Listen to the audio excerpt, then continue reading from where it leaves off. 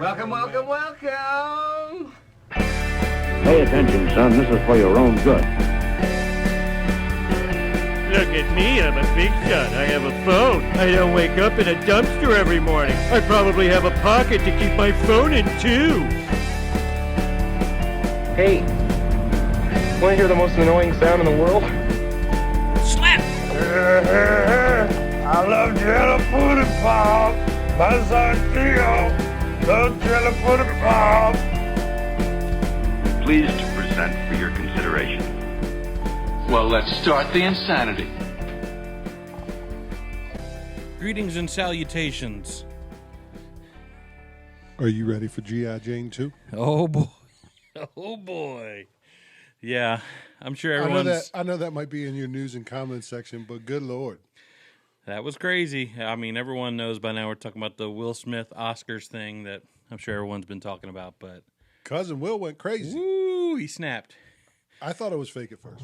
Oh, yeah. So I think I was on Facebook or something, and someone said, Will Smith just punched Chris Rock. I'm like, nah, and I go to Twitter, and there's the video, and it was the unedited one that I saw first. And sure enough, I mean, once he started cussing him out, I'm like, oh, that's not fake. Yeah, that's you can real. see in his eyes, oh, that's real. And then Chris Rock's a little, I mean, he held it together pretty good. But I was surprised at how well Chris Rock did in that moment. But I guess like most of us, right, you're probably just kind of shocked. Like this dude, this famous, respected guy just walked on stage and, I mean, he hauled off. It was full wind up, full follow through. I mean, in the movies, they have to add sound effect. They didn't have to add sound effect. That like was you for could real. hear it.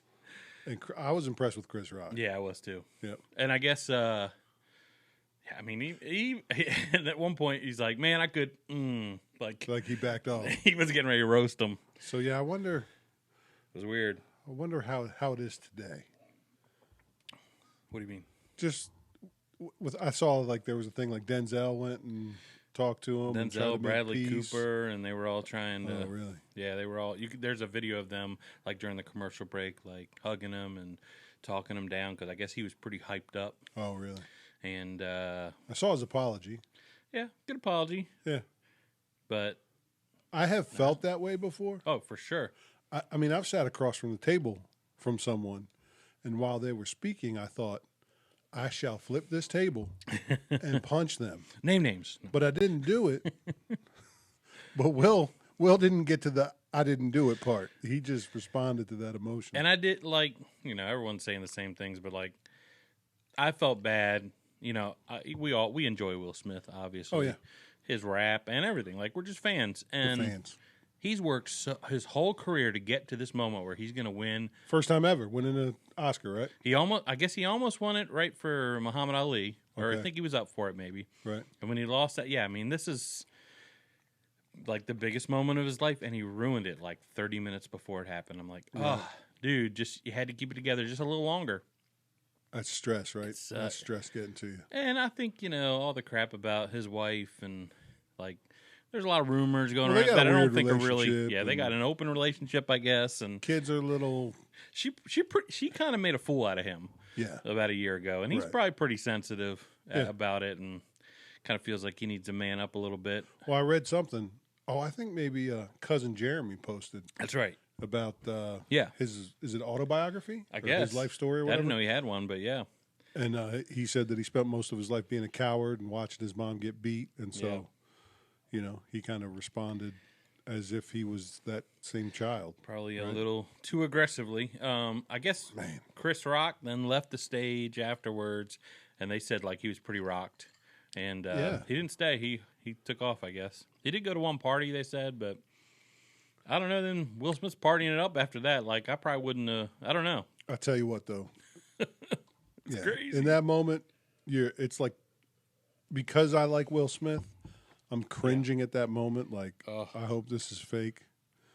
I didn't even know the Oscars were on until you text me and said Will Smith just punched Chris Rock in the face. I was not watching. Where? What? The first year, maybe the second year that I have now. I used to love the Oscars. I used to have a ritual with the Oscars and the Grammys. I'd get some Chinese food, I'd sit down, make the kids be quiet, send them downstairs or whatever, and I would watch the Oscars. And the past 2 years have been, I've never the watched politics. any of those at all, ever. Yeah. But Seen this year, clips. I had forgot that they were on until that. And I was like, oh, crap. Crazy. I do have, maybe people are sick of hearing them, but throughout the night, I was taking screenshots of all the funniest comedian jokes. Oh, there were some funny ones. And if you'd like, I could share some of them. I would like. We'll go through them. Hopefully this doesn't get boring. If it does, let me know, and we'll stop. We can table some for next week. I just bumped the whole table. Conan O'Brien said, just saw Will Smith slap. Anyone have a late night show I can borrow just for tomorrow? Seth MacFarlane of Family Guy fame said, does this mean he's moving with his auntie and uncle in Bel Air? Which everyone has now said, but Right, but yeah, I think he was the first. yeah, I think he got in one little fight. and I apologize if some of these are, jokes that you don't find funny, but I don't apologize. So I think it's safe to say the Oscars are officially no longer too white. Those like good ones. It's a little racy. I thought about No pun intended, but- I thought about that is racy. I thought about Michael Scott when I don't remember what episode it was, but he says that's just what we needed, more black on black crime. Yeah, for real. Yeah. Well, they were talking about him being too white. Tim Dillon, a funny comedian, will wins the next award and spend his acceptance speech talking about climate change. I thought that'd be funny. Let's see. Have Chris Rock. This would have been hilarious. Chris Rock would have been the biggest legend ever. Have Chris Rock give out another award with a huge neck brace on. I thought that would have been great. Turns out the cure for boring Oscars was just violence. Right, it is. So this would have been another good one. Suddenly, Chris Rock shows up in the in memoriam segment. Someone said, not Kenny Rogers said, how do you not say "Welcome to Earth" after that? Independence Day joke. That's a good one.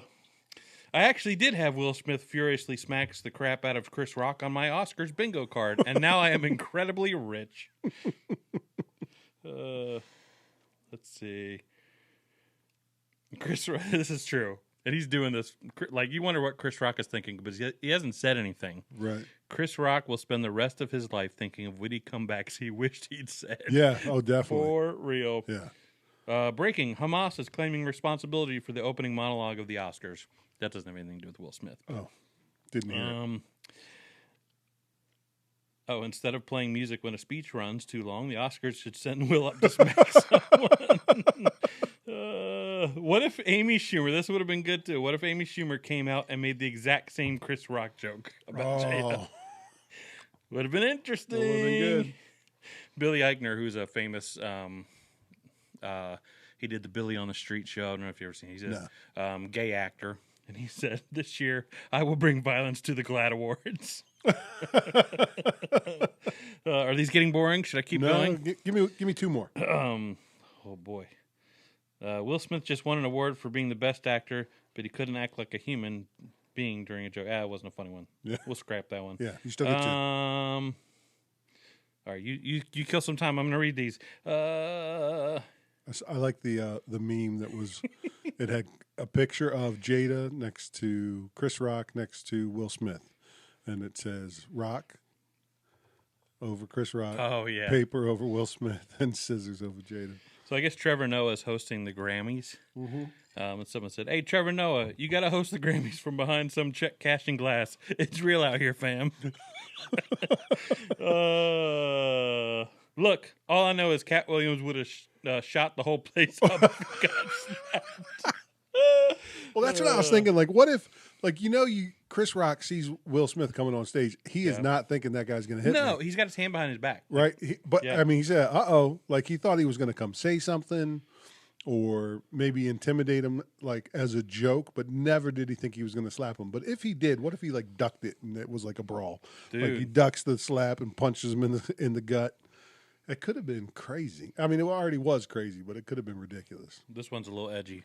Glad Chris Rock didn't tell a joke about Alec Baldwin's wife. Ooh. All right. We'll end it there. His finger wasn't even on the trigger. Yeah. That's so dumb. Alec Baldwin. People think we're so dumb. Alec Baldwin went with the Bill Clinton defense. With the definite, yeah. I never inhaled. Never inhaled. Right? That's My true. finger wasn't on the trigger. Oh boy! Speaking of crazy things that presidents say, or former presidents, did you hear what? Well, actually, Donald Trump didn't say it until today, but I guess Saturday or Sunday, a senator was playing golf with him. Yeah. Did you hear what happened? No. They claim he hit a hole in one. Donald hit a hole in one on Saturday, and he didn't say anything about it. But I guess the senator was talking it up. I don't know who it was, but and then today he released a thing saying he hit a hole in one. Give him a little bit of North Korea vibes, but Oh, really? because he always said he would hit hole in ones all the time. But Yeah. but I guess I would probably believe him because I don't think he's ever claimed to have hit a hole in one before. Why would you do that? Why would you? Randomly, right? Yeah, I wouldn't put it past him to cheat in golf though. You were there when I hit a hole in one. Mm-hmm. Do you remember that evening? Was that my bachelor party? That was your bachelor party. We were playing pitch and putt. So, Almost said bachelorette, but yeah, well, to be determined. yeah, that's right. I'm going swimming after this.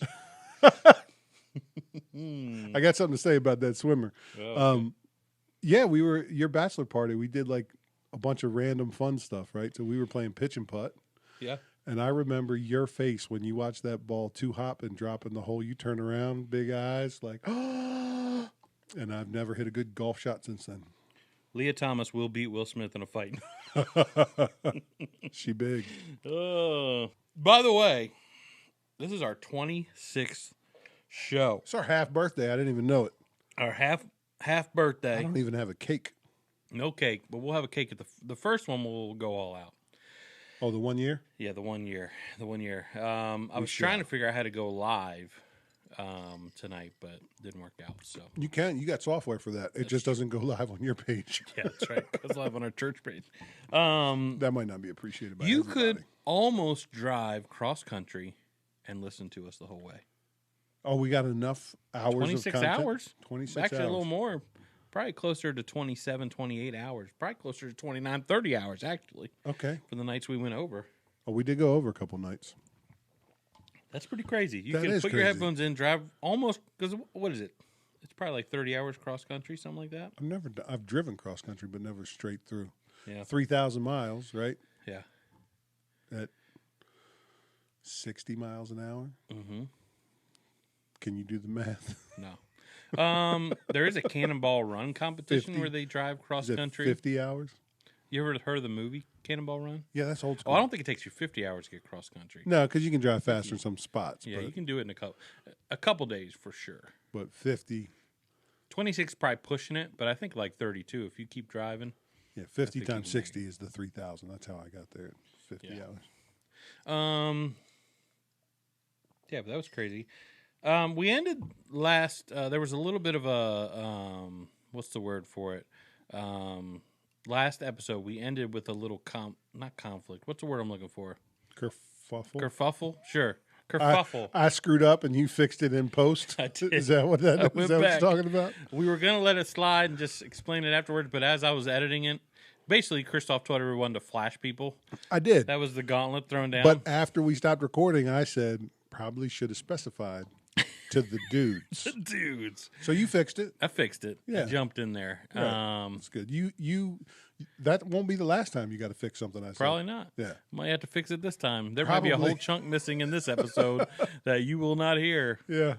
Probably. I don't know. We'll have to talk about that You have to after. listen to it and see. we- I'm good with whatever you need to cut. I'm just Okay. going to talk, and whatever gets chopped is fine. Christoph's drunk, everybody. Christoph was busy cooking when I got here tonight. Oh man, Chicken. I had big plans to make chicken française, and I screwed that I don't up. know what the heck that pretty is. bad. It's a simple chicken dish. It's like thin chicken breast, flour, egg yolk, cooked in white wine. Yeah. It's pretty delicious. I made it years ago, but this time I decided might be good with a little crunch. If I'm already doing the flour and the egg yolk, I should put some breadcrumbs on it. Yeah. Not thinking that when you breadcrumb something, you need to bake it or cook it in oil. Oh, yeah. So I was cooking it in white wine, and it was just making them. It was bad. Yeah. So I had to reset. Yeah. So I cooked for a couple hours tonight because it sucks. I went to fried chicken after. I've been there. Yeah. Should have just gone to McDonald's. Well, you did cook me something after the last podcast Steak. that right? was insane. Was it steak? One of the best steak. Yeah, it was steak. Yeah. One of the best steaks I've ever had. Really? And you don't even you don't use butter or anything, right? I go 1 pad of butter. Okay, that's what I do too. 1 little pad, small. I don't want to overdo it. Yeah, that just makes the fat. Just a little pad of butter, but salt, pepper, onion. I went home and hooked garlic. Yeah, I went home and recooked that. Did the reheat in the air fryer. Oh, the air fryer! I don't. That have one of reheat those. thing's good. If you're looking for something to reheat pizza or really anything, it'll reheat good. You told me that okay pizza becomes really good pizza on the air fryer. Oh, yeah. reheat. Yeah, Little Caesars. How do I not? It takes have it up that a in my couple life? steps. Really? We do a lot with the air fryer, especially with the kids, Yeah. because they can even cook with it. So I tell them, you want nuggets? Throw it in for 8 minutes. Boom. And they can just do it. It's all about counter space for me, I think.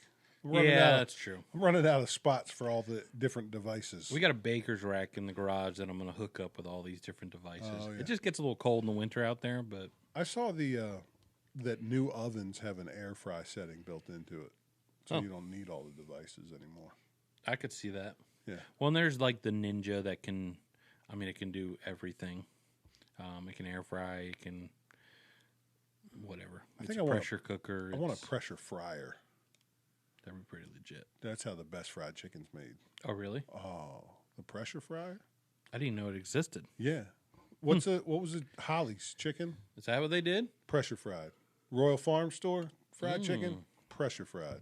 Did not know that. Oh, yeah. Didn't know that was a thing. I was hoping my Instant Pot could be, because it's a pressure cooker, could be a pressure fryer, but I read a very specific review that said, don't do it, you'll set your house on fire. So. Holly's was a restaurant in Maryland that was one of the best restaurants there. It was like a hole-in-the-wall diner type thing. And it was there forever. Was there forever. And had the best fried chicken, the best milkshakes. And then they closed it to build a gas station. Was it Royal Farms? I think it's Royal Farms, and it might now be a Wawa. Might even have changed from Royal Farm. How do you get rid of a landmark like that? That makes me mad when they get rid of landmarks. Something that's been around so long. It's like a part of the community, man. And you go to build a Wawa? It's probably, you know what happens when a business changes hands? Like it gets passed down generation. Second generation, they're not nostalgic. Yeah. And the gas station company says, hey, we're going to give you so many millions of dollars for this land. And I'm sure it was millions. Oh, millions yeah, that's and prime millions. location. Oh. But that was good fried chicken. Oh, they had the best peanut oil. Yeah, if you're looking to fry something, peanut oil is the way to go. That's the way to go. That's what they do with boardwalk fries. It's expensive. The best chicken wings. It's an expensiver way to fry food. Yeah. But It's it not. is- I've been doing that with my air fryer, with my deep fryer. Yeah. One time I went to Walmart to buy an air fryer, and I came out with a deep fryer. So that's how I roll. You're old school. I love the deep fryer, man. I cook a lot in that. I don't like the smell. I have it in my garage. I was going deep fry in the garage tonight when I had to go with the fried chicken instead of the chicken francaise. I remember my sister used to make Travis, our brother-in-law, when they lived in upstate New York, it'd be like -10. Yeah. And he'd be out in the garage deep frying. I remember. But she didn't want to stick up her house, and I don't really blame her. Yeah, I get But, it. yeah. When we were first married, I had the Fry Daddy Jr. Oh, yeah. little round one. Yep. And I fried in the house a couple times, and Honey was like, yeah, I don't want like everything we own to smell like that. Yeah. Which I can respect, but I went with a pretty big fryer this time. I got a dead guy's fryer. I know. Dead guy gave me the booze. Dead guy gave me the fryer. He had multiple fryers. I just took the one that was unopened. Josh, Father, Son, Holy Spirit. I was thinking about I don't have a ton on my list to talk about, so hopefully we can keep rolling. But I heard a phrase. Well, actually, no, I was the Time Hop app that tells you what you talked about last year. It brought up that I had talked about this phrase a few years ago, and I thought about phrases that we don't use anymore, but that are good. Hoisted by your own petard. You ever heard that? By your own petard? Hoisted by your own petard. That's a real saying? That's a real saying. I don't know what a petard is. We got to look that crap up. Oh, you don't know what it is either? I mean, I've used it. I think it means like pulling yourself up by your bootstraps, maybe? Hoisted by your own petard. Hoisted by your own petard meaning. Let's look it up. Is a phrase from a speech in a William Shakespeare play. Of course it is. hamlet that's become proverbial. The phrase's meaning is that a bomb maker is lifted off the ground with his own bomb and indicates an ironic reversal of poetic justice. Oh, so not by your bootstraps. No, not at all. Bomb maker blew himself up. Hoisted by her own petard. Old Willie. Are there... Old Willie Shakespeare, he had a way with words, didn't he? Hoisted by your own... Have you ever... Are there any sayings that... We talked about last week, pussyfooting around. It's not really used, but that was a big one. I think my favorite is when somebody messes up a common saying or a colloquialism. Mm-hmm. That's when you get them mixed up a little bit. Yeah. You know, that's my favorite. And I work with folks that English is their second language, so that happens once in a while. What's the one you worked with? endearing. The one guy that would say, what would he say? He said a few. That's why I was thinking. That's why I was thinking. That's great. That was a good one. I had another buddy. He couldn't think of the English word to tell me that his toes were cold. So the literal translation from Spanish was, my foot fingers are cold. My foot fingers. Foot fingers. What? He was like, yeah. That's cute. Those cute. Those are called toes, buddy. But I guess that's how you say it in Spanish if you literally translate it. Well, and can you imagine how dumb we would sound if we went to like France or something? We'd be like, oh, I'm in it. Yeah. I'm an idiot in English. I barely speak English. I can speak a little bit of German, but just enough to order food and find a bathroom. That's it. Yeah. Have you ever done the thing? What's his name? The comedian talks about it, but I can't remember his name. Where you see someone that you know. This happened about a year ago with someone in our church, actually. And I saw them. I said, "Hey, how you doing?" They said, "Good. How are you?" I said, "Good. How are you doing?" Oh yeah. And then I walked away. Like, I get that more than I give it. Yeah. And I never know what to do on that. I just walked away. I still see this person. They may listen to the podcast. I don't know. I gave him a second round of "How you doing?" and kept walking in Walmart. Is that the same comic that talks about how he says the wrong thing to like the waitress? Like, Yeah, enjoy your meal. You too. Take luck and care. Take luck with you wherever you go. What's his that guy's name? He's pretty funny. I can't remember. Everyone listening is like, I know his name. Yeah, everybody else knows his name except for us. By the way, kudos to Christoph drinking the Wisconsin maple root beer tonight, which I think has been our favorite beverage that we've tried. It's really good. It is really good. Is it Sprecher? Oh, is it? Yeah, it's the Sprecher. It's the best one Sprecher makes. Sprecher, yeah. I haven't been impressed with their grape or their Dr. Pepper. They're all imitations, but this one, it's unique. Did you see the story about the 14-year-old? You know the rides that go straight up really high like they're a tower and then they just free fall? Yeah. And a 14-year-old, 6'5" 14-year-old, like 300 pounds. A big one. Didn't get strapped in.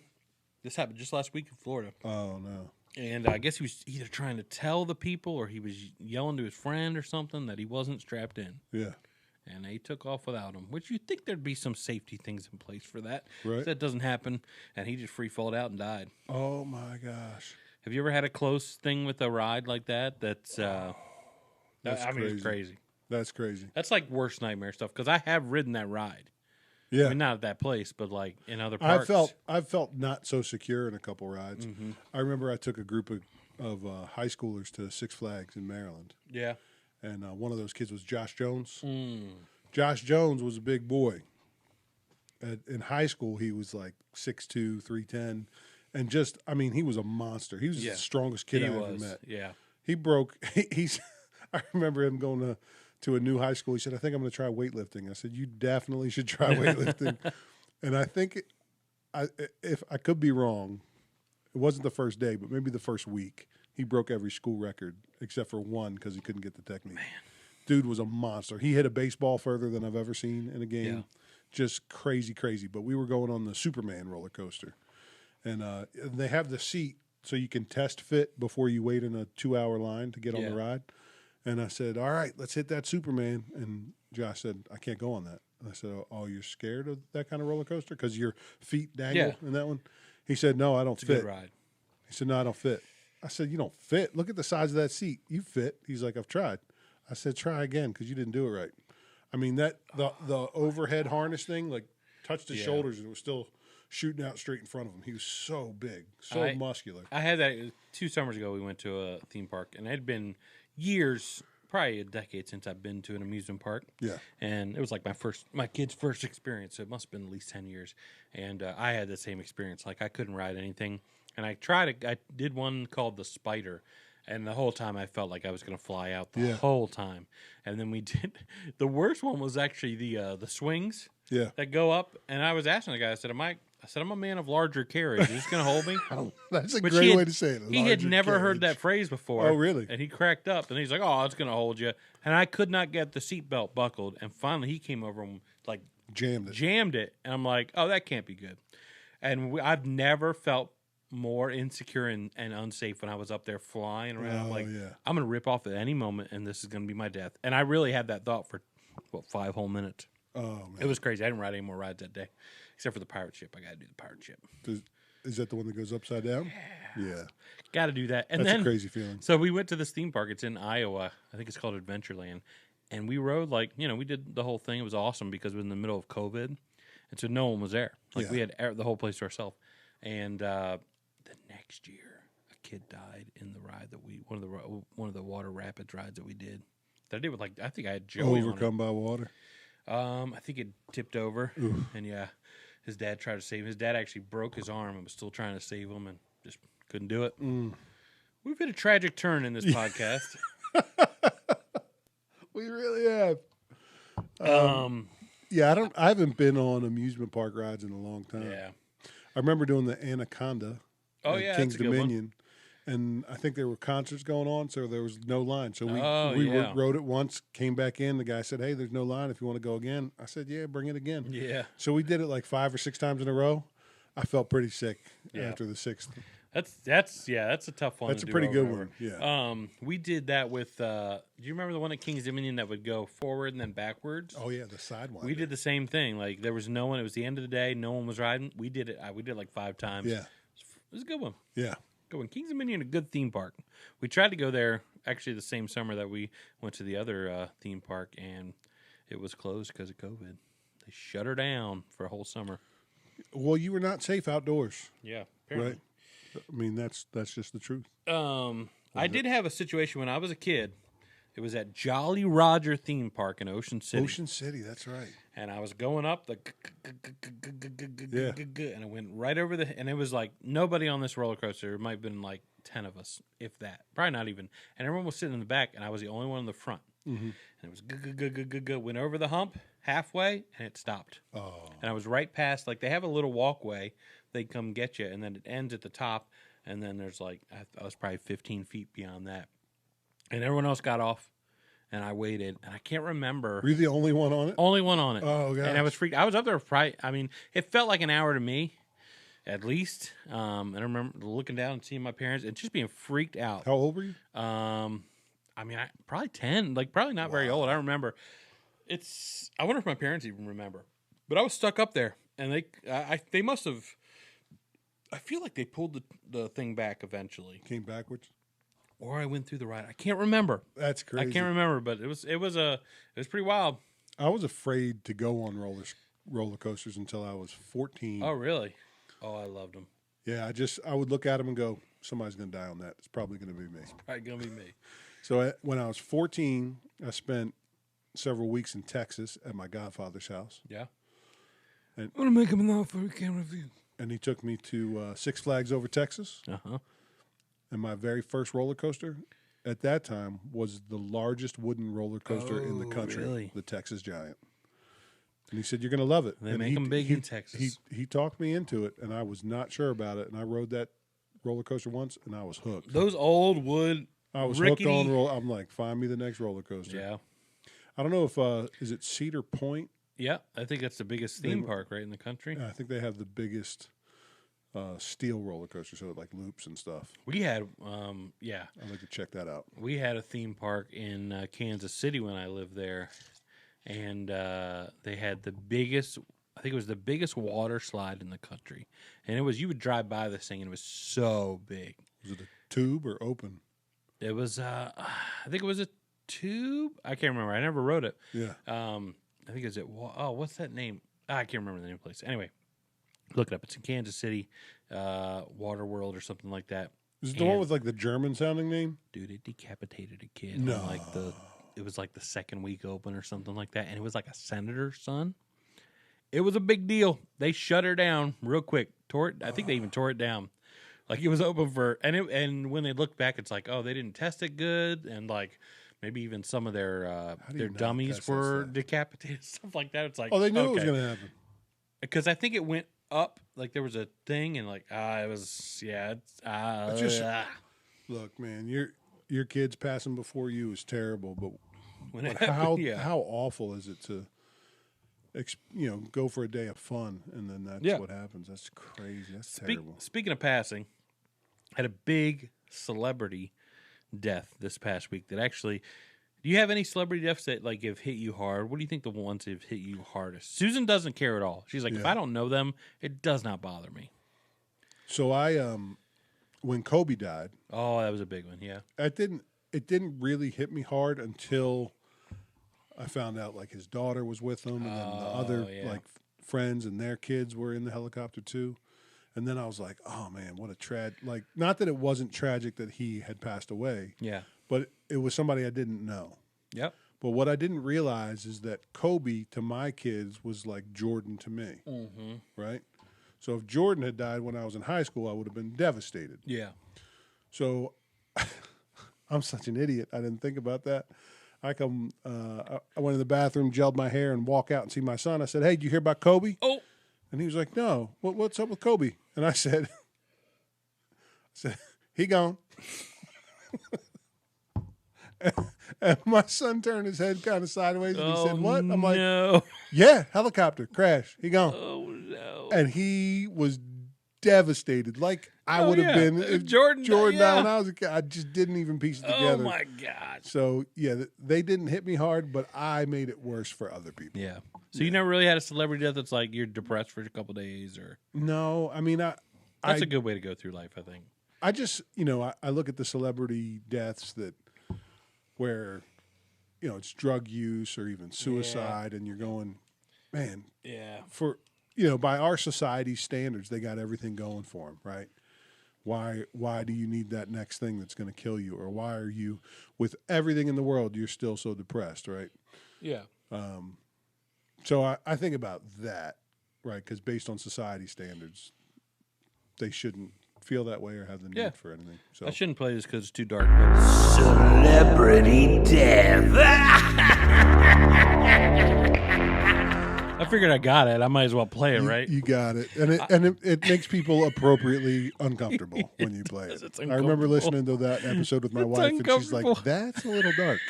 It is uncomfortable, but hey, you can't not use it. You spend time. I remember as a kid, you can't not use it. That's great logic.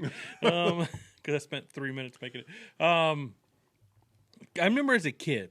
This is a weird one, but John Candy. Oh yeah. When he died, it was a big deal to me. It was like, people can die. Yeah, and I just watch him in Home Alone. Like, he's awesome. Yeah. I watched his cartoon as a kid. Yeah. Camp Candy. As an adult, there's been a few that have rocked me. Robin Williams rocked me. Yeah.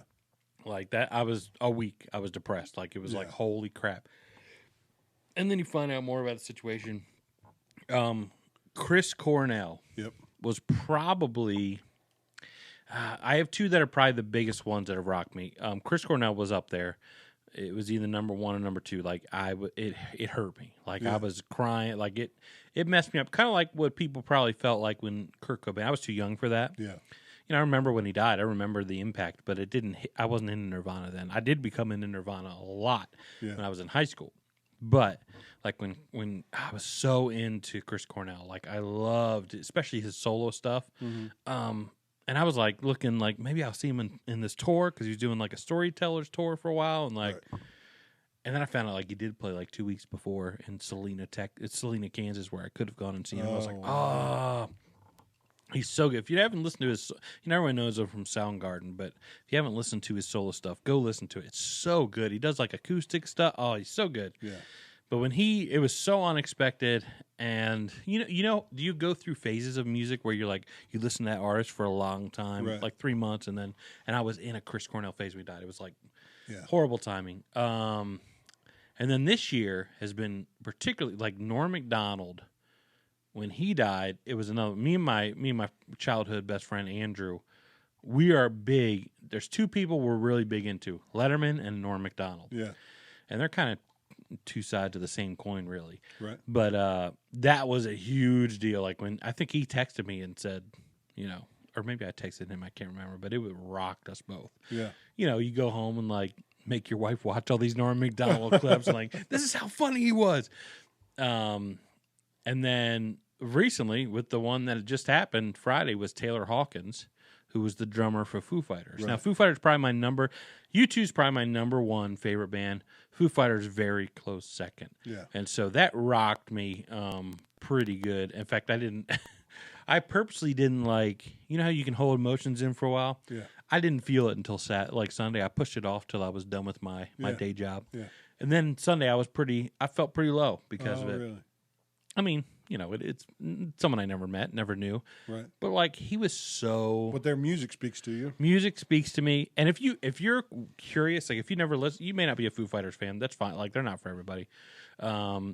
If you're wondering like why people are so, like why he was such a big deal, there's a BBC documentary out there. Not a documentary. It's an interview. Like it's like 48 minutes. It's on YouTube. It was just like 2 years ago, and it'll show you why he was such a prolific drummer. Yeah. Like the interviewer's like, he's asking great questions and they're talking about his childhood and upbringing, and he'll throw out just a random song, and then he'll be like, oh yeah, I loved that beat from the 80s, and he'll just break down this beat out of his head. Yeah. And then they will play the video of that song. It's exact. Like he has everything. I gotta watch that. You should watch. It's like 48 minutes. So good. And like they go through like, Beatles songs, this random random song, and then he'll just like, and then he talks about his upbringing, and he really wasn't like into, like you think he'd be into Metallica growing up because they're a pretty hardcore band. He's into Beach Boys and stuff. He was like a Laguna Beach kid. But him, I really feel bad. You think about Dave Grohl, man. He had to go through all that crap with Nirvana. Yeah. And he almost quit music because of that. And now, like, I don't know what happens to the Foo Fighters at this point, because he was like, if Dave Grohl is the brains of that band, like Taylor's the heartbeat for sure. Right. So I don't know how they keep going, but I imagine they will. They'll figure out a way because they've been putting out tons of albums. They just put out like 6 months ago. They put out a Bee Gees cover album called the DGs. A year ago they put out a new Foo Fighters album, and then just Friday, the day he died, they put out a brand new album. Like they're just pumping out music. And they put out a movie last month about Dave Grohl killing all the members of Foo Fighters and going solo. Oh, called right. Some Studio 666 or something where they horror thing, right? Yeah, I mean it's a silly movie, and but it's pretty ironic that they put a movie out about him killing everyone. So this guy passed away from drugs? Well, they said that, but then they say an enlarged heart. So I don't know. Like I guess his heart was like double the size it was supposed to be. When they weighed it. Yeah. Like obviously like dangerously big. So I'm sure the drugs didn't help, and it probably contributed. I don't know that it was a drug overdose. I thought it was. Right. But I think his heart, whatever heart condition he had, contributed to it. The weird thing is, I don't know if it was that BBC interview, but it was one of the interviews I saw. It was like a year ago, he just got a checkup, and he was like, I'm healthy, my heart's kicking. Like, oh, wow. It was kind of weird. Yeah. But anyway, that one rocked me pretty good. Betty White got me. Betty White did not get me because she's expected. Yeah. She was 106. I thought she probably already died. Like, there's certain people like, they were still alive. Like, it was at Sidney Poitier when he died. And yeah. I was like, I thought he was dead for 10 years. Right. Like, I haven't seen him in anything. So I had already embraced his yeah. So that one rocked me pretty good, but I don't know if there's been any others. You think they're auditioning drummers yet? No. In fact, they just canceled their whole. They had a big tour coming up and everything. They just canceled all. And I never got to see them. They've been on my bucket list, and I never did. Here's the lesson we're learning, Taylor. Josh. Go see them. Yeah, go see them. Never saw Chris Cornell. Never. Yep. And you wanted to. Partly because I'm a broke dad. Really. Wow. We're gonna have to do a GoFundMe so Josh can see artists before they kick it. Yeah, that's right. And the Beatles and Paul McCartney's getting pretty old. That's all I'm saying. Help Josh see him before they die. You know, I thought it was funny. This is totally off topic, but you preached a couple Sundays ago.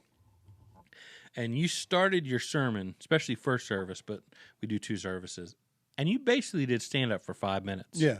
And it was hilarious. Like, I was rolling, and I knew it wasn't planned. You could tell it, like, not something you had planned. It was about something about male footwear. I mean, you could give them a... Weather was warming up, and I decided to give a PSA on men's footwear because you start to see some options that guys choose, and it's not good. So I just talked about, footwear that you should wear socks, and footwear you shouldn't wear socks, and Crocs are right in the middle. Yeah. Right? Somehow you can do socks and Crocs.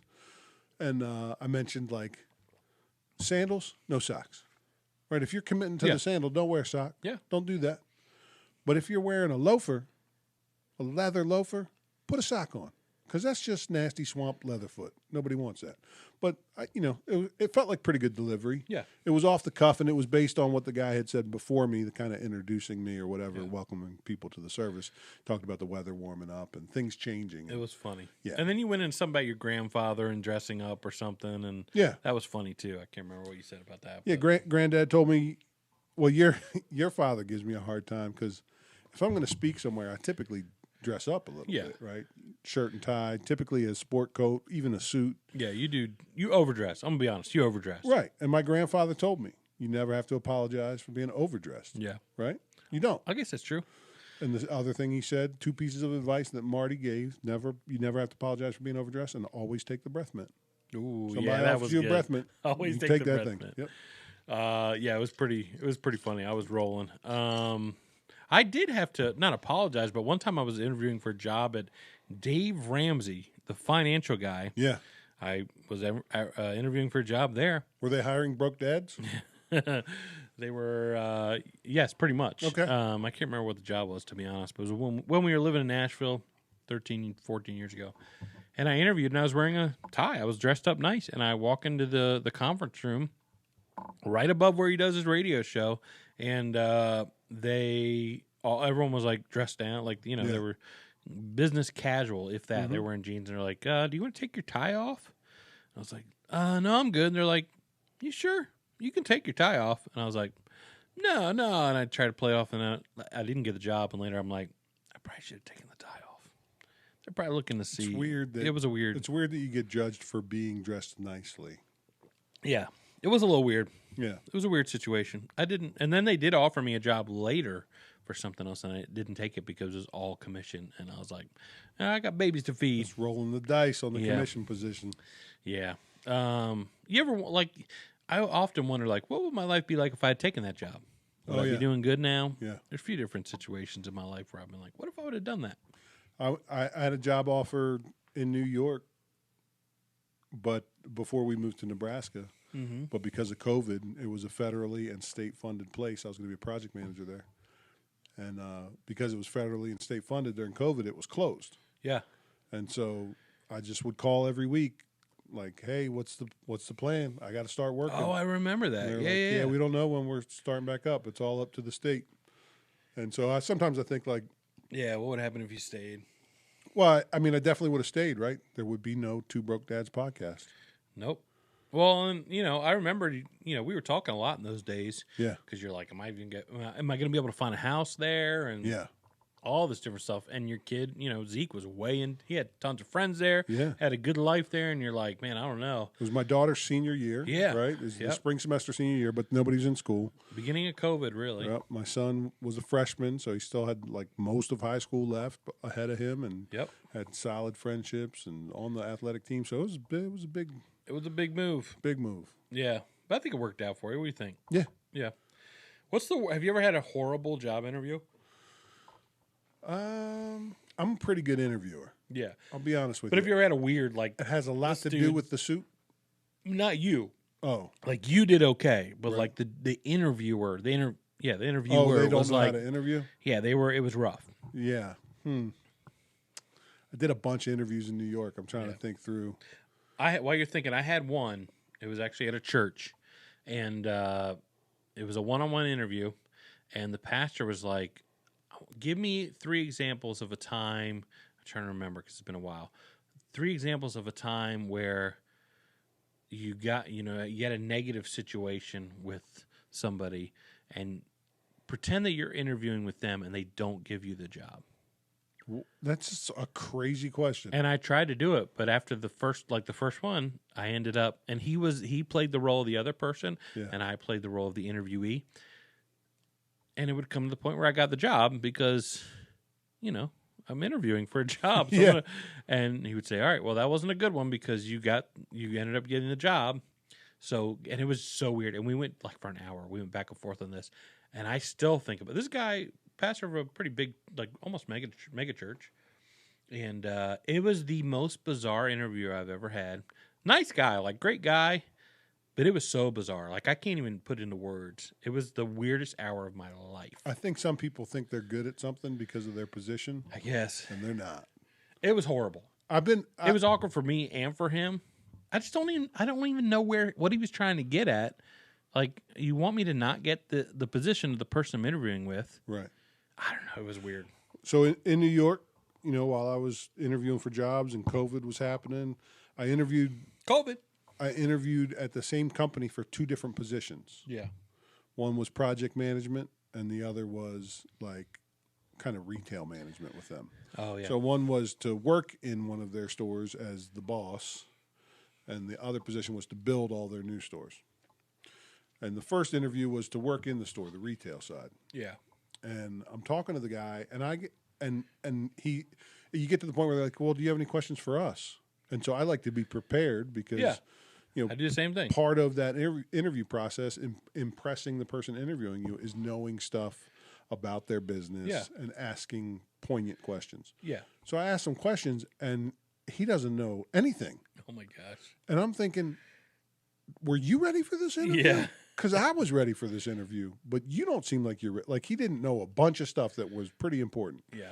And then I told him towards the end of the interview, he said, obviously you're looking for work. Where else are you looking? I said, actually, I have an interview coming up with kind of the other side of your business and whatever the guy's name was for project management. Yeah. And he was like, oh, man, that's great. Yeah, I'll put in a word for you because, we've had a really good conversation today. But if they offer you that, take that one. Oh, wow. I'm like, that's weird. It was a whole weird situation. Like he wanted me to pursue the position he was interviewing for. Yeah. But he wanted me to pursue the other one even more. Right? That's Unless I was terrible at what I was doing, and he was like, I'm not ever going to hire you anyway. Yeah. So go. But I didn't get that vibe. Huh. But yeah, that was a somewhat recent weird one, right? That was only 2 years ago. Yeah.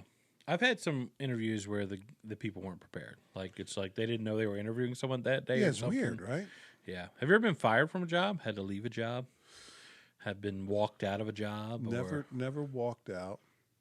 Oh, you did have that one, like the one job in New York, but that was kind of a layoff. Yeah, it was a layoff. Yeah. I guess mine was a layoff too. I got fired. They never gave me a reason. Here's a one that's a good one. Okay. I got fired and talked the guy out of firing me. Oh, that's right. Yikes.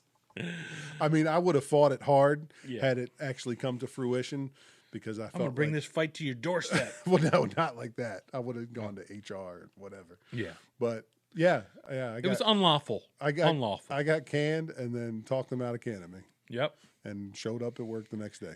You could sell ice cubes to an Eskimo, my friend. Tommy at Green Tree Sales said that about me. Yeah. It's pretty true. You're a pretty good salesman. I'm a good interviewer. You're a good con man. I'm not good at actually doing the job. That's you know a what I lie. mean? What you get me in there for a few months, you're like, man, he was good up front. That's a lot. I have. So you ever have regrets after you finish? Well, you probably don't because you're much hard worker than I am. But like, I remember like Green Tree. It was a good job. You it were was young. Too good for me, and I was You were too young. young. But I often think like in my late 20s and 30s, I'm like, man, I could kick some butt in that job today. Right. I wish I could go back I to was Little not- League now. Right. It's the same thing. There was one time I was neglecting my duties. I don't know if I've ever told you this. I'm going to have a revelation right now. All right. I was what? I mean, I was 19, 20. Yeah. I was not ready for that responsibility. I had, 36 stores in the D.C. metro area. Yeah. It was, Yeah. you I had was to a had to be vendor. organized and consistent. That was the biggest part of that job.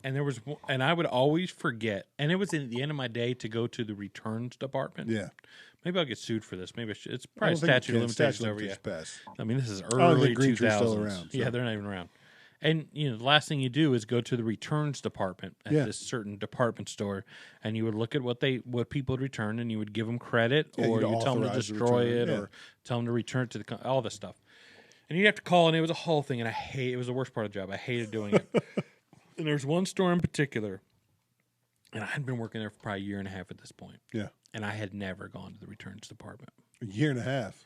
I mean, it was probably a year and a half. I don't know how long it was, but if I'm guessing, it had been a long time. And you had gone with me that day to this store. I'll tell you which store after. But you gone with me to the store. No. Oh. No, it was a city that had 2 stores in it. I believe. Maybe not. I might be. No, it might not be true. Yeah. Anyway, went to the store, and you're helping me do stuff, and you're looking around, and I would always do good with cleaning the displays. I was good at the low totem pole, bare minimum stuff. Right. I could put some low hanging fruit. I could put some brochures in the door. I could do that stuff. I had a little dust feather feather duster. I could do all that. All over that. I would struggle with hanging signs, man. I had a drill that Green Tree had bought me, and I was struggling. Do you remember how heavy those drills were compared to what they are now? Oh my gosh, I do remember. Like picking up a cinder block. One time, it was the Salisbury store, and I had to set up a whole display of 10 or 12 doors or something. Yeah. And I worked on that thing for 10 hours in the middle of the floor, in the section. And I remember telling the guy, "I'll be back tomorrow." I drove. It's a 2.5 hour drive. I went home and came back, and then the next day, I still didn't have it completely finished. And I told the manager, I said, "He's like, you got to have this done today. Right. You just got to, because we have, you're holding up blocking you're blocking aisle, right. an aisle. You got to have it done." I said, "I'm not gonna. We're gonna be missing 2 or 3 doors." I did not know what the heck I was doing putting this thing together. I know it wasn't put together right. You could have just called me. Well, were you big working man for me then? Or? I don't even know. Might have been the other guy. I don't even know. But there's one time in the other store I was talking about where I hadn't gone the returns, and you were with me that day, and we were checking stuff and all this. And you'd always vouch for me, which I still appreciate, even though you probably shouldn't have. But I remember, and you were like, "Hey, why don't you go check the returns? We're going to leave soon. Go check the returns." And I knew if I went there, you had never been there. I had never been there. I didn't know who the returns was. 9 hours of work. And you had worked that store before me. Yeah. So you knew who the person was. Right. And you're like, "I'll go." And I was like, "Oh, no, I'll go.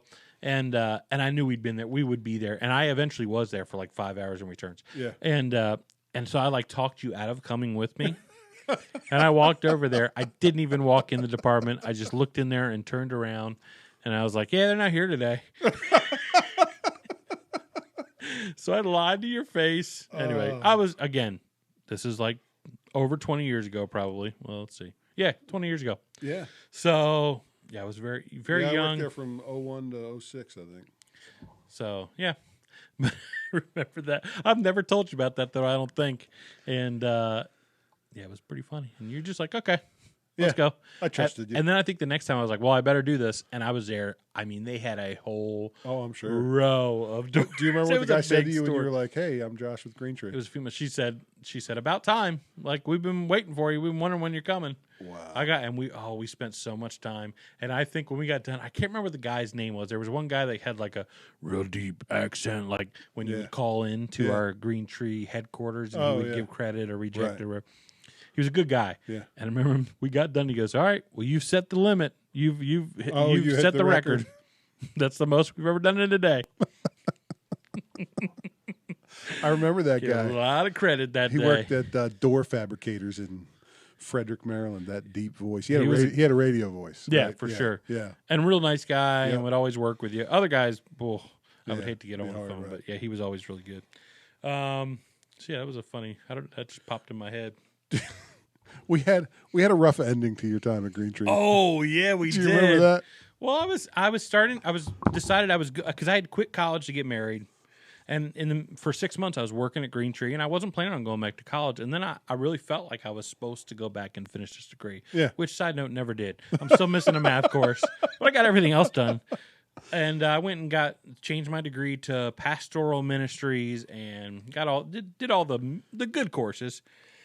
But anyway, before that, when I decided I'm going back. We're going to move out of our apartment. We're going to move on campus, do all this. And I called to tell you I was done, right? I don't remember the whole conversation because I was pretty young. So you and I have had some knockdown, drag-out fights. That was a big one, I remember. And this was one of them. And you called me and said, I think you were getting married. Yeah, you were getting married. And you were I think I was married. Or you were taking time off or something. Maybe you're going on vacation. Maybe. You were taking time off. And you said, when I come back, I'm going to give my notice. Oh. But it'll only be a day because I need to get paid for my vacation because you had earned vacation. Oh, really? I wasn't going to give 2 weeks? It was something like I'm giving 2 weeks to you now, but I'm not going to tell the office because I'm only going to work one more day when I get back. I don't remember that. And I'm like, that's pretty crappy of me, to be honest. And I'm like, you can't do that, man. Like I vouch for you in this job. Like we need to do this the right way. I can't believe I did that. I don't remember that. And we started going at it on the phone, and you hung up on me. I thought I wasn't able to give you 2 weeks. I was only going to give you one because I was going to college or something like that. Okay, I don't remember. You probably remember. I just remember being upset. Yeah. However, it was going. Well, I hung up on you. I remember that. You hung up on me, and You it was started because yelling I at was me. yelling at you, and I deserved to get hung up on because I was hollering. And you called back, and I answered, and I hung up on you again. Well, and then I called when You I left called a back, and you and I got your voicemail. You lit me Do you remember up. the message I left? You lit me up. I lit you up, and the end of the message was, "If you don't call me in 10 minutes, you're fired." Did I call you? I don't even Yeah, remember. you called me back, but You I were did you living- dirty on that too. Like, Not I was really. Dude, you had a lot of pissed people off. under you, and I should have... Stuff like that, I think, I was so stupid when I was young. You were But just that's where young, I... immature. That's right? where I mean, like, I would kick butt in that job today. Right, I'd be climbing that ladder, boy. Yeah. But I was not good then. I remember calling the president of the company and like, "Hey, here's how it's going down. I'm really sorry. I know really? I vouched for him, but and they're like, yeah, it's all good. I man. worked there for a long time. People come and go. Not a long It's time, all but- right. It's not your fault. But I think I was assuming like the frustration I had would be shared by everybody, and of course it wouldn't be because they weren't family, right? They were probably like, it's a relief to get him off the pace. We can get someone better. And they probably did. Well, and I had horrible, to vouch for myself, I had horrible training for that job. I remember the other guy was named Mike, and he trained me. I drove around with him for a week. He was horrible. I can't remember his name, but, I do remember his name. I'm not going to say it on the air, but he was horrible. And he would sit in his car and listen to Howard Stern the whole morning, and then, he just was not. So I thought, this is a cake job, you know? Right. And it catches up with you, man. That workload, it wasn't a hard job. No. You had to be organized, you had to be consistent, and you had to keep doing those things. You had to sit in the traffic for some of those stores. That was the worst part traffic about was it. Garbage, lots of days. If I didn't leave 4 a.m, Yeah. and get back at 2 in the afternoon, I was sitting in traffic. You would sit in work. traffic both ways, so you just planned your day accordingly, and it kind of sucked. But you could do it, right? And you had the flexibility to do it, but you had to stay committed to that. And if you didn't, it would catch up with you. But so I worked for Mike when I first started, when the company was pretty small. There's a different Mike though that trained me. Oh, okay. Yeah. So the other Mike, the boss Mike, that we talked about before. Hey, guy. I was his assistant manager, and I remember at my first annual review, which was like a Christmas party. It was kind of weird. It was such like the Italian family style. Like that's how they did everything. So we go out to this super fancy dinner, and everybody sitting around, and then the president of the company would call over people one at a time. Named Luca Brazzi, by the way. And do the review and give you a bonus or something like that. And it was such it was like the family. Like it was how it was. So anyway, I'm talking to him, and he's like, "What's your goals for the next year?" And I'd just been promoted to assistant manager. Assistant to the regional. To the regional. And that title was regional manager, by the way. I was assistant to the regional manager. And I said, you know what? I'm gonna help Mike get better at what he does. And he was a bad And the manager. president looked at me and he's like, what do you mean? And I'm like, I think we have systems in place that could make us really efficient, and he doesn't know how to use them. Like he would handwrite a note and fax it to you. Yeah. Right. And I'm like, this is chicken scratch. And I said, so I just want to do such a good job in my job that he gets better at his. Yeah. And he said, we're not replacing Mike, right? I said, I'm not saying that at all. I'm telling you, you asked me what my goal is. Yeah. I think that as a team, we can get better together, and that's my goal. Well, fast forward a year, I get promoted to that same position in a different territory. Yeah. Another year later, we're at a big company meeting. Did I tell you this story about taking over Mike's territory? No. So we're at a big company meeting, like a 3-day thing in Scranton, Pennsylvania. Yeah. Right? Scranton, PA. Funny that assistant to the regional manager in Scranton, Pennsylvania, in the same store. And I get called in with the big bosses. And Did you go to Alfredo's Pizza or Pizza by Alfredo? Pizza by Alfredo. It's a far superior pizza. And I call, and it's all the big bosses. Oh boy! Right, owner, president, the 2 top dogs, right? The Godfather. Yeah, the GM and the 2 guys that work under him, and me at Yeah. this big, and it's like the family thing. It's this big long table, and there's 5 of us or 6 of us, and I'm sitting at one end, and they're all at the other end, and I'm like, Fat guy in the corner with an orange slice in his mouth. yeah, right. And I'm like, am I getting canned? Like that's what I walk into this. I walk into this room, and I'm like, I've had that moment. I haven't before, done anything to deserve getting fired. But this feels like that type of meeting. And so I sit down and they're like, we have something really serious to talk to you about. And I'm like, oh, hey, guy. Man, what is going on? They said, we need to know if you'll move territories.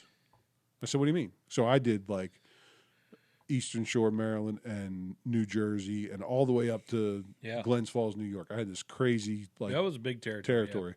Yeah. And I worked it, man. I drove that thing. I drove all over the place. And they said, move out of your current territory and take over Maryland, D.C., Northern Virginia. I'm like, oh, Mike's getting promoted? And they said, no, we're going to let Mike go. How did he ever get – people like that, how did they ever get to the position? It was a tiny company, right? Yeah. And so he got promoted, but it was only a company of 30 Rose with people. the tide, yeah. And I was like, does he know this? No, we need your answer first before we tell him. And I'm like, oh boy. And it was like a no-brainer for me. It was close to home. I was driving to upstate New York. Now I drive to D.C., right? Difference is 6-7 hours of driving, right? 7 less hours of driving. So of course I want to do that, right? Oh yeah. And I said, well, if I say no, does he keep his job? No, somebody else will take his job. We just need to know if you want it. And I'm like, okay, yeah, I'll do it. I said, okay, send Mike in on your way out. Oh no. And he got canned right there. I remember the day he got canned. I felt terrible. You shouldn't have. He was horrible at his job, and he was one of the worst managers I've ever had. Not the worst. I still felt bad, though. Send him in on your way out. Oh, boy. Hey, the boss wants to see you. Good news. We're getting a raise. We're getting a bonus. I was so uncomfortable. So uncomfortable. Oh, man. Send him in on your way out. And that was it. Like, this was the middle of the days of 4 days, 3 days of training. So this was right in the middle of it. Gosh. It wasn't like we were all getting ready to leave. Yeah. And so he gets canned and just takes and leaves. And his son worked for the company, too. We had some interesting characters. I don't know if you want to tell the story tonight, or maybe we've already told it about, his name is Kurt. The Kurt story. With the tools? I love it. With the tools. Kurt, boy, he had an interesting voice. He did. He was just. It was kind of like this. And long, straggly hair. Oh, yeah. Rough guy. I didn't hire him. I'm not making fun of him. That's just how he talked. I didn't hire him. Somebody else hired him, and I absorbed him into my territory or something. And he didn't have his own set of tools. Yeah. And everybody got their own set of tools. And I had the American Express card to go buy. It was no limit card, right? So I could just buy whatever for whomever as long as I could justify it. Yeah. And so I'm like, Kurt, he kept borrowing tools from me. And I'm like, Kurt, where are your tools? He's like, I don't have tools yet. So I called the office. I'm like, hey, Kurt says he doesn't have any tools. And is that right? Or is he losing these things? Because you weren't sure about this guy. Like, he could have been selling them. He was rough. He could have been pawning them, right? I mean, he was that kind of guy where he'd pawn them and say, I never got them. Yeah. So I called the officer, like, I never got them. Yeah, we never issued tools to Kurt. I'm like, all right, well, I'm going to get him a full setup today. So I buy him the full setup. I don't know how much I spend. Several hundreds of dollars on tools, right? I remember $500 just the drill alone was an expensive drill that you got me. Right. And you got him the same one, I'm pretty sure. So I probably spend $500 or $600, get him the full setup, and we're working, and I walk by him, and he's like etching his name. He had a Sharpie marker, and he's writing his name. Kurt. Writing his name on the tools. I'm like, what are you doing? He's like, I'm putting my name on my tools. I'm like, those are company tools. Not even like his initials, like Kurt. I remember specifically writing Kurt. I said, look He told look at my drill. What does my drill say on it? And he said, GTS. I said, that's not my initials. That's Green Tree Sales. And he's like, yeah, These are my tools. but these are my tools. And he kept arguing with me. I'm like, I don't know how else to say it to you. Like, I guess I got to take them all back. I don't know. There were lots of characters. Do you ever meet Darren and Chris? No. Oh, a couple knuckleheads. Darren and Chris. I get a call. So one of them, let's see, I think it was Darren, was the son of somebody in accounting. That's how he gets the job. And these two guys were put on like just rotation throughout the Northeast. Go wherever somebody needs help. You guys are in your car, you're going. We're sending you if it's resets, if it remodels. Yeah. If there's a guy that needs you for however long, Yeah. just call and we'll schedule these guys. Yep. So these knuckleheads would just make bad decision after bad decision. They were staying at like the Ritz-Carlton on the company credit card. And his mom was the one who reviewed the bills when they came in monthly. Wow. So he like racked up like $3,800 in hotel bills. Yeah. Like you could, I never even booked my own hotel. No, I didn't either. I would just call the office and say, hey, I need a hotel in this city for 3 nights. And they would take care of it and send me the Most time a confirmation. sleep in, which is fine. But I stayed in a lot of sleep ins in Harrisonburg, Yeah. Virginia. Yeah. And I would just like, if I don't have to do the legwork to figure that out, I'd give them my itinerary. I'm going to be in these 7 cities over the next 5 days, and I need a hotel somewhere. Like, figure it out so I'm not driving more than 4 hours in between or something. And they do it all and just send me my bookings. But these two knuckleheads, of course, they wouldn't do that. They'd stay at the highest dollar place. My gosh. So in a month, they racked up $3,800 in hotel bills. And they didn't fire him because they wanted him to work off that tab. Oh. Right, but they would make these decisions all the time. I get a call at midnight one night, and they weren't working for me at the time. They were working for another regional manager, and it's it's from Chris. He's like, "Hey man, we're in a bad spot. We got pulled over. We were on our way to the hotel. They impounded Darren's car. Oh my God. He's got a warrant in another part of the state, so he's locked up, and I'm on the side of the road, and I don't know what to do." And so anyway, I got it all situated, talked to the police to give him a ride to a hotel, booked the hotel, paid for it. And the next day, the guy they were working for called me. He's like, "Why did you do that?" I said, "Dude called me at midnight. He's on the side of the road." He's like, "Yep." Let him. He left me a voicemail too. I was leaving him on the side of the road. And I was like, oh, I felt bad. I guess he had called several people till he got me to pick up. But yeah, stuff like that, you know, and there were a bunch of good people that worked for that company. Oh, yeah. But like any other company, especially because we had such rapid growth, we went from like 30 people to 700. You're going to get some knuckleheads in the mix, and so often I deal with those One of the weeding them out. Worst days of my life was when we did an overnight, but we started in the morning.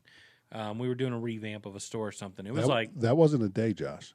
That was 30 hours. Yeah, that's what I mean. We started in the morning, and it was 30 hours later. And I remember you're still at the end. Like, it was like, I think we started at 8 o'clock one morning, and it was like 1 or 2 in the afternoon the next day. Yeah. We worked straight through. And I remember you talked, because we were getting overtime and all. And I was exhausted. I literally was laying in a display. Like, I was falling asleep standing up. Yeah. I was not coherent. It was crazy. It was crazy. Yeah. Yep. And you're walking around with the managers, like, still on your feet. My feet were, I was hurting. Yeah. And you're walking around, and you were still sharp. And, like, I still don't know how you were doing that. I remember us getting back to the hotel, and we tried to crash. I didn't sleep very long. And then I remember driving to meet Susan, like, an hour and a half, 2 hours away. And we saw a movie because the bridge, and I remember just being out of it. I think I fell asleep in the movie. Like, it was one of the worst 2 days of my life. It was bad. That was the end of a pretty significant project. That was like one of those projects that they give you and say, if you do this well, then the next thing's going to be really good for you. And so I think that might have been the night of Kurt writing his name on the tools. Probably. He was think it down was. there working for us, right? And that was so I was there for, I don't know how many weeks, several weeks. Yeah. I'd go home on the weekends. Yep. And I was working crazy. I'd work an 8-hour shift, let it carry over, because we had 3 shifts. We had people working 24 hours a day. And so I'd let that carry over, work a couple. I think I even told part of the story on our pod. Yeah.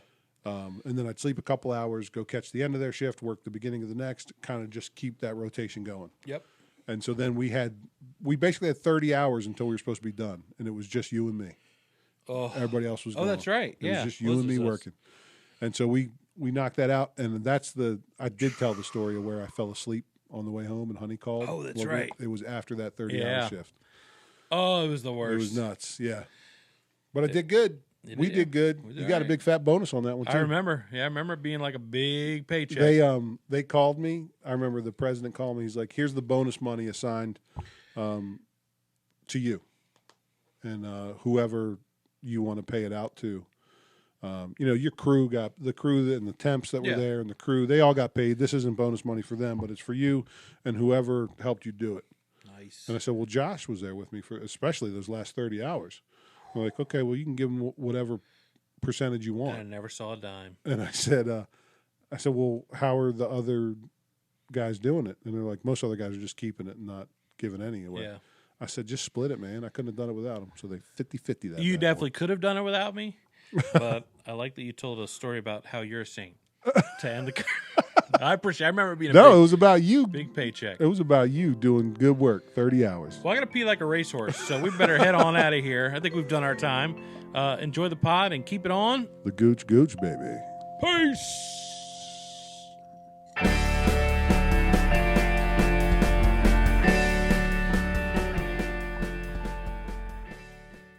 Send them in on your way out. Oh boy! Hey, the boss wants to see you. Good news. We're getting a raise. We're getting a bonus. I was so uncomfortable. So uncomfortable. Oh man.